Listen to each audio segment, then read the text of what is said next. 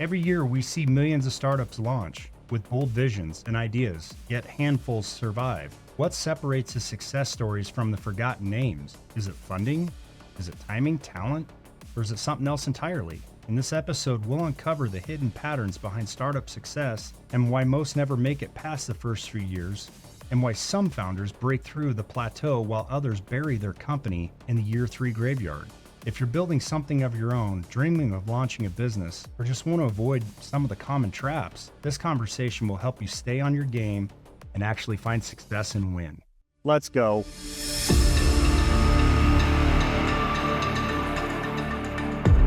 Doug, welcome back, man. It's been a minute. How are you?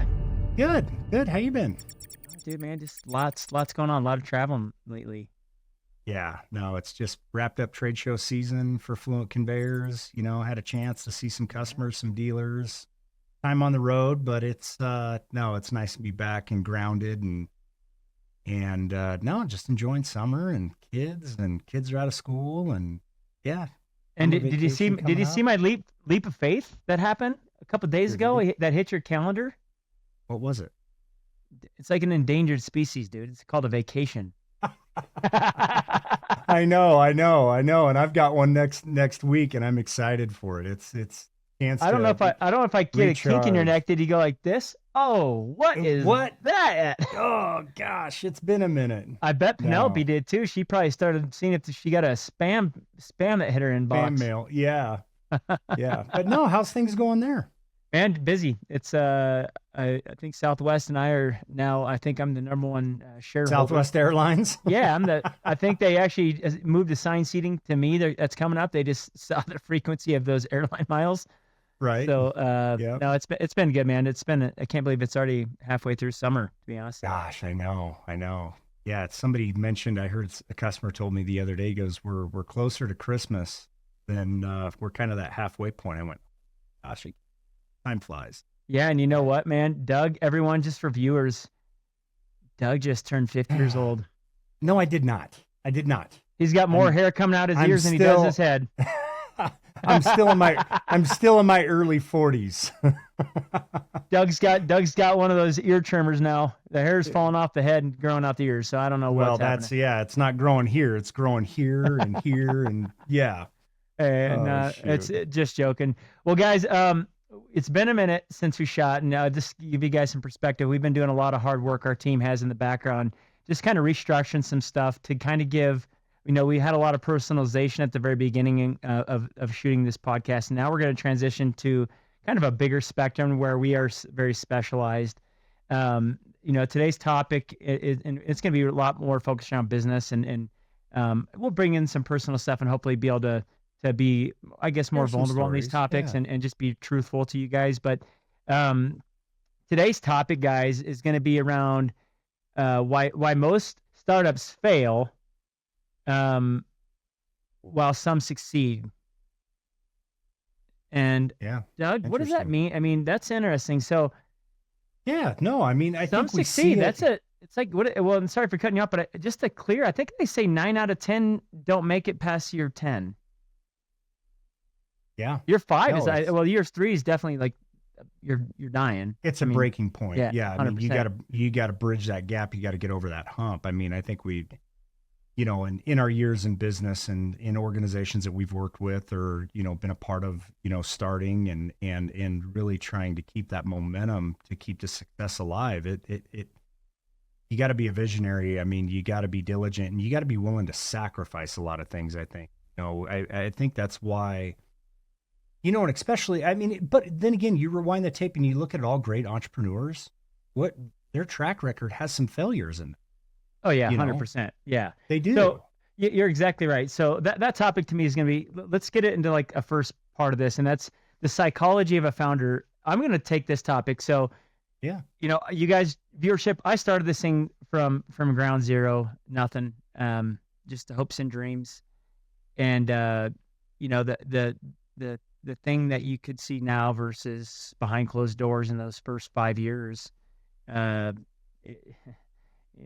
your personal story though, Jeremy, I mean, if it, not to cut you off, but I mean, if you go back, I always sense, cause we've known each other a long time, obviously mentioned before, but you've always been a sales guy at heart. You've always kind of wanted to control your destiny, and I mean, even from selling Cutco knives. Yes, he did, folks. College His got made fun Cutco of. knives. No, and then you had the mugs and t-shirt deal. I mean, you've Yep. always had this entrepreneurial spirit, right? So I think, and I'll let you tell this story, but what led you to, taking the leap of faith and like, you know what, I got a vision here and I'm going to start Fluent Conveyors and I'm going to take this on and I'm going to build this empire. Well, I'll tell you the psychology side. Let's stick into the bucket that we're on right now. So from a psychology standpoint, I can tell you like the mental, if you break it down into like founders and what people, you hit the ground, you have this beautiful idea, everyone's excited, you think the next day you're going to be the next Amazon, and that's just the natural frequency that a real entrepreneur has, right? They come into something with big vision, almost the highest level emotional tie to something, which is always the most exciting, right? It's like, man, this is going to be, because you have ideas, everyone's highly motivated. You think that you can turn certain spaces upside down. The discipline and charismatic side of, especially when you start having partners, you can have a lot of charisma and no discipline. You can have a lot of discipline and no charisma. And I think that when you're starting to, and emotional patterns and consistency and things that kind of change and transition, but in my view, the psychology of what it really takes is, I always, and I try to teach this to everyone on our team, because I feel like I want you all to have an entrepreneur ownership of your own position, is like when no one else is watching and you feel that the mirror is looking directly back at you, and you know that to get to the next level of skill set or career or pushing through a project, growth. What does that mirror see? If you were to look directly into it and look into your own eyes, what is the reflection that you're giving from accountability? What does that look like? Is it someone that's looking to the left and can kind of see, but they're ashamed of the truth? Or can they look at that person eye to eye and understand that no matter who is watching, that mirror is in alignment with a visual perspective of that person, and there's a high level of accountability, ownership, grit. I know exactly where I'm going. The outside noise can't distract me. That type of like really everyday growth. Man, just the reality. So for me, like the traps of what founders get is like, oh man, we're going to go really fast. This is going to be we're going to be millionaires. Always the first statement. We got the best next idea. Okay. Yeah. Boom. Idea. The trap is either they get instant funding. They have a great idea. They think they have the right team. They get instant funding. Now they have all this money and no motivation to go execute at the highest level. Okay. So now you got a disconnect. That's not all. Some of those startups, joint venture capital, they make it, right? If they have the right leadership. But I think that there's always this instant dopamine hit, grit, plateau. Oh my gosh, the work, this is crazy. We're not seeing the revenue for the effort. And then they stall because they're sick of being told no, or they run out of the ability to, either have a secondary income or get through that tough time in a way that's going to allow the business to kind of start seeing the fruits of its labor, but doing it at a rate that, again, the mirror. When I started this, to be honest with you, I didn't take a paycheck for nearly 4 years, and there was, it was 16 hours a day. But no one knew that. Who knew it? This guy. What I saw in the mirror every single day is I was getting up and I was going to war, and I was going to win that day. I was going to do every single thing I could. And every single time I heard the answer of no, it was a chip on my shoulder. Boom. Motivation. You're going to stack those chips up. You're going to stack those chips up. And I just used it as motivation. Oh, no, let me do this a little bit better. What do we got to do to keep moving the needle? Oh, there's a yes. I take that win and reinvest. Take that win. So, but so you go through these cycles, and the psychological side of this is, you got to sit.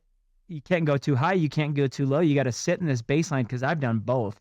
I've done like, oh my gosh, this is awesome. Oh my gosh, this is really hard.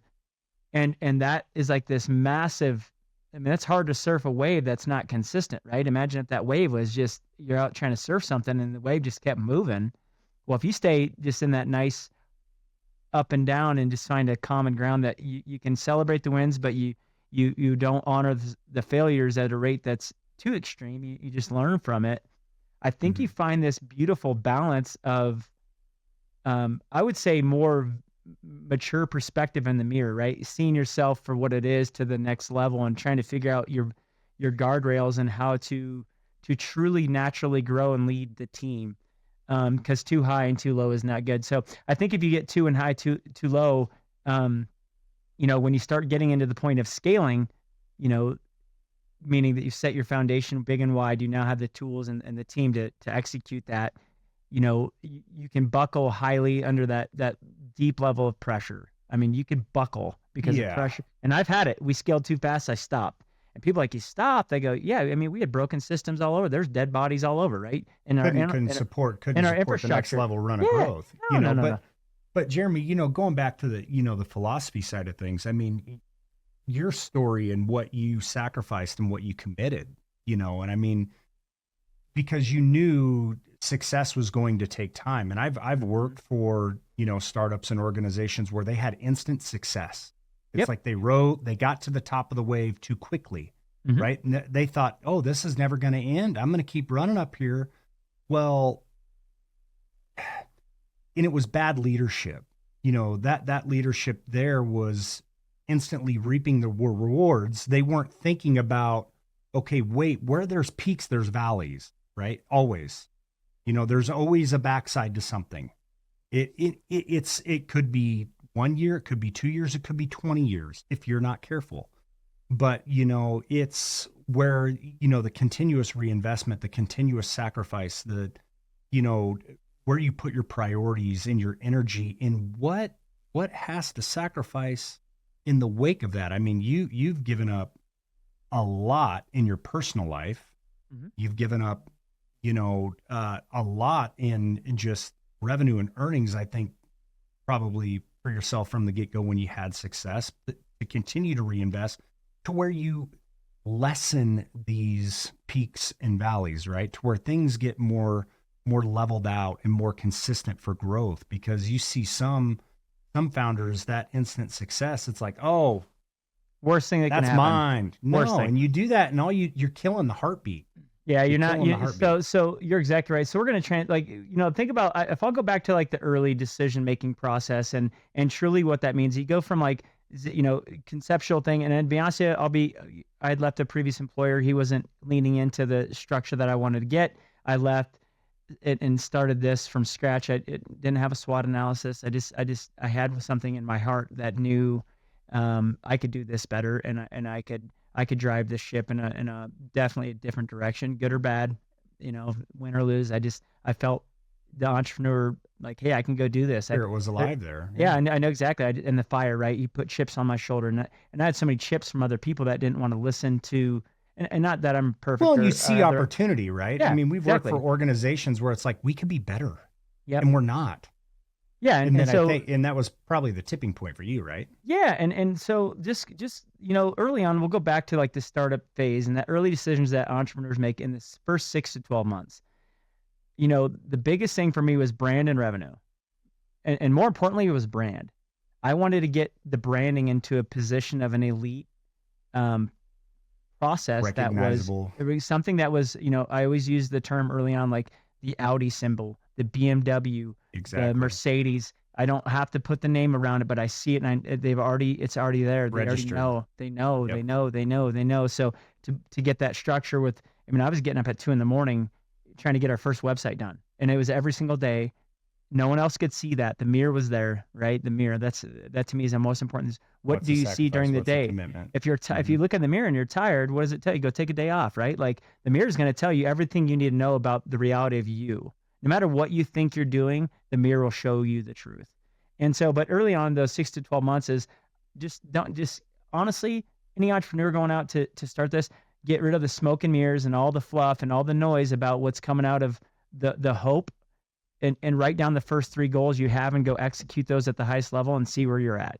Like, see if that actually moved the needle. And if you didn't pivot, if you're seeing failure on something, you need to make minute adjustments during that, do that, and then stick with that for a period of time. If you consistently see that there's no correlation between adjustment and growth, you might not have the right market approach, or maybe you're not the right person to drive that, or the market's not ready, because there's early to market, entrepreneurs, right? They're too early. The market's not ready. AI is a prime example. IBM Watson, they've been around for a long time. That's AI. Look at it now. Everyone forgot about them. They've been around for 15 years, and here they Watson's are. Been in play for a minute. Exactly. So they were, hey, AI, and then all of a sudden nothing, and then you got Chat GPT, and now you got this blow up. Now it's everywhere, right? So they're early, and there's some early adopters into that infrastructure, but you got it. So for the first 6 to 12 months, just focus on brand and revenue. That's it. There's nothing else left to do. All the other stuff that you're projecting, you got to keep the lights on, right? And don't take the money out. Don't take the money out of the business. Keep the boat afloat. Focus on getting revenue, a profitable revenue. Depending on if you're a service or you're good, make sure you're making profit. Internally here, we focus on profit. I don't care about revenue. I really don't. It doesn't do anything for me. If you focus on revenue, and not paying attention to your numbers, you're not going to be in a spot that after 12 months, you might look back and have a net profit of 1% or maybe 0 if you're not paying it. Doing it for practice. Yeah, exactly. So, mistakes that, I think that young entrepreneurs and I make mistakes all the time. So you got to make sure that you're willing to accept failure every single day, whether it's a leadership failure, you make a statement to someone that's incorrect. I do these things all the time. I have traits that aren't glorious as a leader, but I will own them. And I think as you get your core focus as an entrepreneur I'd say that for the first 5 years is to just strictly get your brand and grow and execute what you say. Those 3 things, and rinse and repeat and refine. Pay attention in your competition. You got to pay attention to your competition, because it's a competitive world out there. I don't care what market you're in, what idea you have. If you think you have an idea, somebody already has it. Exactly. I mean, how many AI tools are there, right? But they're doing a little bit different. And I'm telling you, and everyone's little niche has something that's a little bit better. Everyone's got the same widget, and you got to pick the widget that works for you. But it's also, is your marketing stack there? Are you doing the things? Do you have the revenues? There's so many things that happen. But the early decisions as an entrepreneur, they get so far ahead of themselves of the $1 million mark that they forget the dollar revenue. They're projecting $1 million far in advance. Yes, yeah. You got to live in the moment. You got to live in the day. You got to execute. Yeah. Execute the tasks and execute the revenue, and make sure that your position equals revenue. And you're not going to see a direct brand and revenue right away because it's new to market, right? Right. You got to give some time for things to. It's like, mature. If you want a certain flavor to a piece of food and you want to marinate it, you got to leave it in the fridge overnight. Sometimes it takes time. It's not instant. And if you do get that instantaneous success, that's going to be sometimes detrimental in its own way, because there's but you got to think about how you can leverage, and that's and just know that's that moment. Now you got to go play for the next moment, exactly. Live in the day, because most entrepreneurs, I think, they try to forecast, and it's just human nature. I think we look so far in advance. I got to get there. I'm going to get there. This is where it's got to be. Well, how are you going to get there? It's brick by brick. You got to pave the road, and it takes time. It takes effort, and it's instant success is a lottery ticket, right? Well, how many of us are winning the lottery? And few and far between, actually, there's few and far between that have that level of success, endure, because they don't have, they haven't gone through it. Yeah. So when that tough time comes, and you have Facebook hitting the market, and you got MySpace that's the leader, and they're not ready for that type of war, and they haven't gone through a natural frequency of what it should have been to get there. It was an Yep. explosive growth, Yep. and you miss steps of what's the mirror look like today. I just added this person. Man, that's a level up. How do I manage that? They just start throwing bodies and Well, and you're layers not looking at the competitive threats in your Yep. space, and you've got to keep a pulse on that, because there's great thinkers, there's great strategies, there's great people in these organizations and in these seats that are playing to win. And I think that's a perspective everybody's got to look at it. It's a game day every day, because your competitor is, when you get to a point to where you're recognized, they're looking to come get you. And they're looking to see what you're doing and how they can do it better. And you've got to keep a pulse on that, because otherwise, if you're not evolving and you're not strategizing and you're not looking at your competitive threats, and it's like a race car driver. I mean, they're looking in their mirrors full time. Why? 100%. They're looking in their mirrors full time because that next guy's trying to catch them. Yep. And so, just going towards the tail end of this, and if you look at like entrepreneurs and the cycle of, I would say, just the ideology and the so let's say you get up and going, you get your business established, you got all of it set up, and you got execution versus idea. Right now you have an idea. Let's say you got funding, or you're just gonna you toss in $8,500 like I did in a dream, and I got a little bit of teeth in it, and I'm gonna use cash, not outside money. I'm going to use cash and grit to execute, right? Put my tail on the line, not someone else's. So there's something tied to it. The dream versus the building side is the entrepreneurs. If there are great entrepreneurs that have wonderful ideas, but they can't execute. They can bring to market the best idea, but the execution, the implementation phase is a disaster. They don't have either they have this big dream, they get the dopamine hit, they get everything established, they get started, and then they look around, and the task list of an entrepreneur to get competitive is hundreds of pages long, because the competition's 70 years old in our case. Mm-hmm. So 100 years old, day one. Well, if you look at it like that, it'll bury you, because you got 70 years of traction to make up in a short period of time to keep the lights on.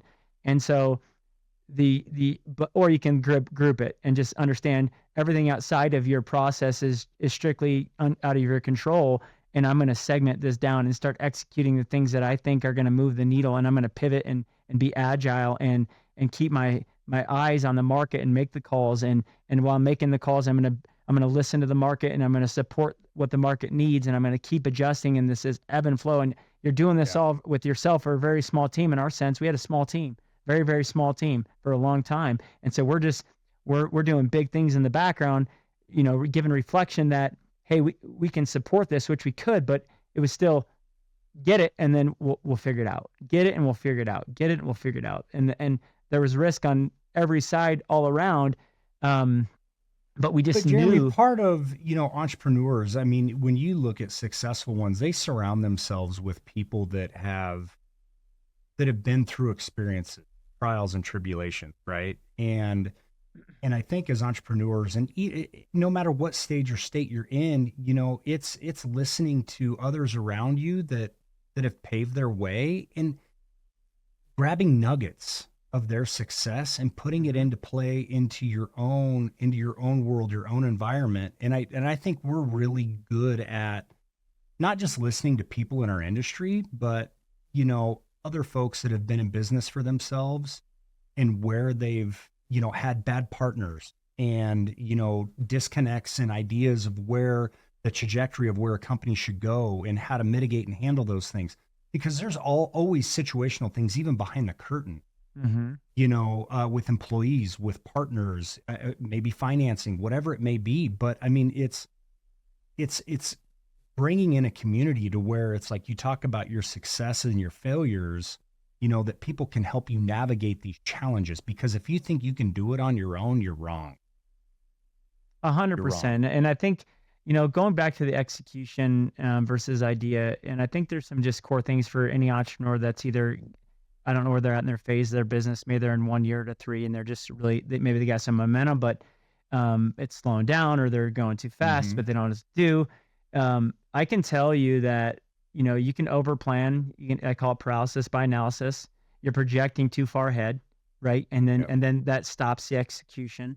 And when you plan too far ahead and stop execution, you basically have this beautiful Mozart painting, and then you look around and there's no paint left because you got such a big expanded horizon that you can't execute to get to that point because you can't give to the team exactly what is needed to get those micro improvements. And I've done that. Sometimes I probably overdo it to our marketing team, and I'm starting to learn, like, man, I need to give them some structure and that's today that I don't have best aptitude to understand, but I know that I can see it, right? I can see how I conduct things, and it's not always clear and concise and accurate, and it doesn't put a lot of, sometimes I toss an email across the board, say, hey, figure this out. And they're like, well, I don't even know what I'm looking at. So that can also paralyze people. So, yeah, in those moments, you got to be willing to raise your hands and say, listen,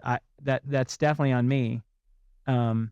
Let's scale this back a little bit and make sure we get a better structure that works cohesively so we can all be efficient. But those foundational pieces, I think the biggest thing that I can say is, the killer of momentum, middle layer management, tedious task processes to get something done. Middle layer management's good, but man, if they're not moving the needle along the way, and it's the right place and time. When it's maybe. I mean, maybe it all depends on. I've been on the idea. Yeah, maybe it varies. Yeah, maybe if you do your structure right and you have the right people in the right seat on this team, I'll tell you, like, from an entrepreneur on this team, we have people that are going to execute, right? And if we're not, hey, Jeremy, I think you look really nice today. That stuff doesn't work here. So you could tell me whatever you want, but if I'm executing, I expect you to execute, right? So we're going to do it together. Right. And then I'm going to take a vacation every once in a while, I hope. But I think that the killer of momentum is paralysis by analysis. Too many SOPs that are gonna hinder, not organize. So what I mean, the ability to give people to make decisions can hinder the ability to actually execute, right?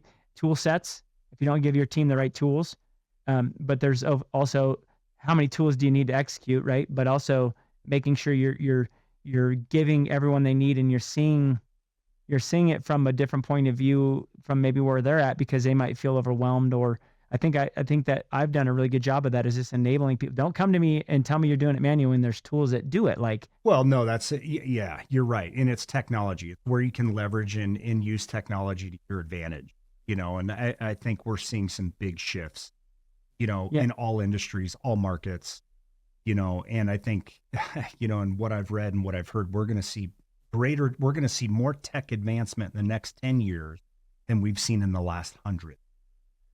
That's what's projected. So, I mean, just making sure that you've got a keen eye and a pulse on technology and where you bring that in-house and where you can leverage it, where you can use it, rather than just putting a body in the seat always.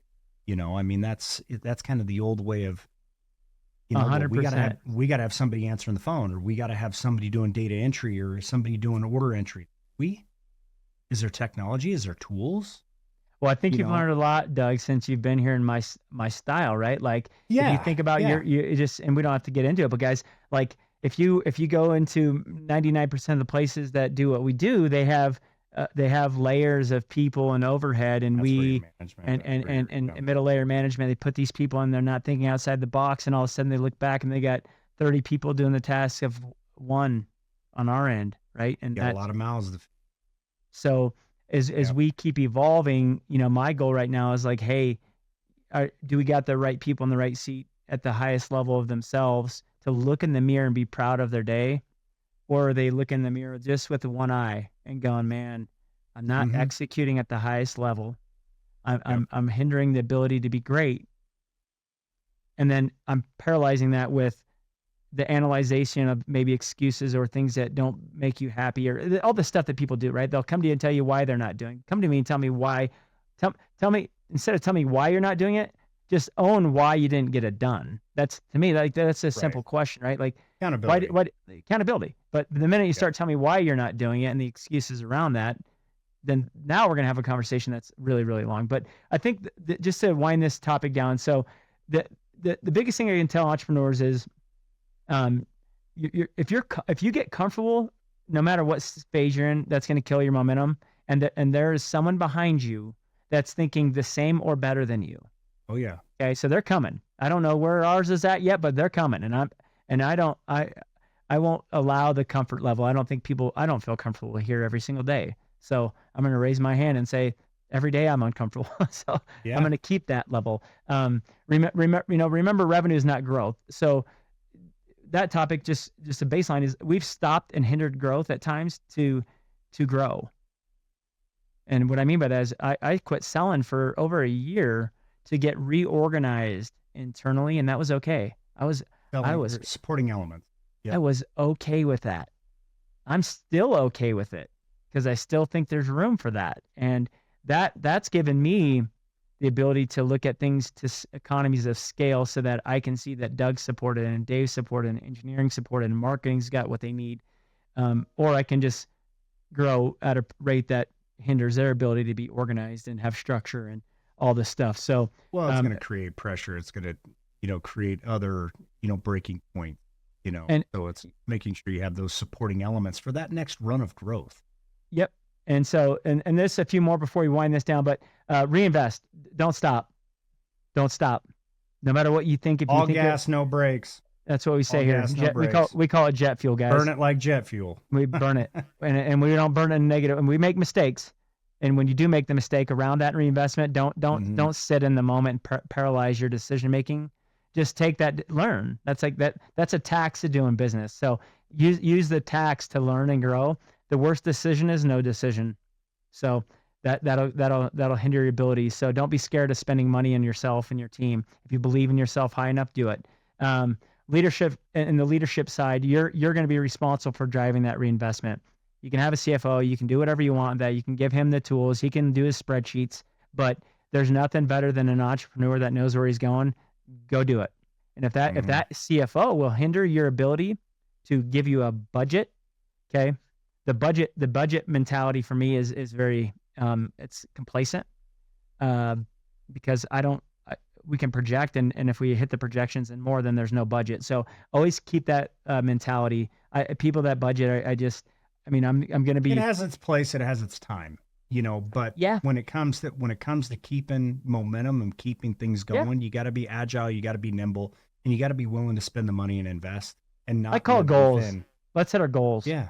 Let's hit our goals. Budgets are they're constraints. They're red tape constraints around protecting things for maybe the C-level group or whatever they're doing, but they'll protect that element. I look at things and go, listen, let's hit a goal. Let's see if we can hit those goals. If we hit those goals and exceed them, the budget or whatever you want to, in natural terms, is now away. The budget is now no longer because I've already exceeded it. So now there's it's paying dividends. So why? Now there's a new goal. So now the budget's exceeded. So now we have no constraints. So I always have this. A budget to me is like this is what we're going to do, and if we do less than, obviously that's not good. But if we do more than, they typically don't talk about they keep talking about the budget, or they'll say you're over budget, but they never tell you that you're over growth of the budget. So don't let that stuff, to me, the noise hinder you. Yeah. The CFO is great, man. Give me the data, or create systems like we have where it's click of a mouse and we can see the data, right? Mm-hmm. So we can all make decisions that are, very intelligent very quickly, and we're going to keep honing that in. So, and then just, keep, the biggest thing for me is just have the grit. So keep grit no matter what. Don't let success change that. We're in year 10 and I still have the same, if not more grit. And I keep, it's fire. It's like jet fuel, buddy. So, all entrepreneurs though, man, just stick to the game, and don't let every outside noise come and tell you the next greatest idea. I know a lot of entrepreneurs make that mistake. They listen to everyone else but what they think is true. And all of a sudden they have they've deviated from their beautiful idea, and now they got all these outside distractions feeding into something that's hard to execute. So hopefully that gave you guys a little bit of insight on why success and failure occurs in startups. And we appreciate you guys joining us on this episode on Never in Reverse. And again, I'm your host, Jeremy Axel, co-host Doug Cox.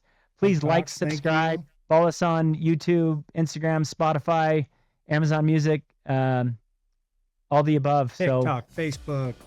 Until LinkedIn. next time, episode 32 coming up, guys. We love you guys, and we appreciate it. Have a wonderful day. Take care. Thanks. Thank you. Bye. See ya.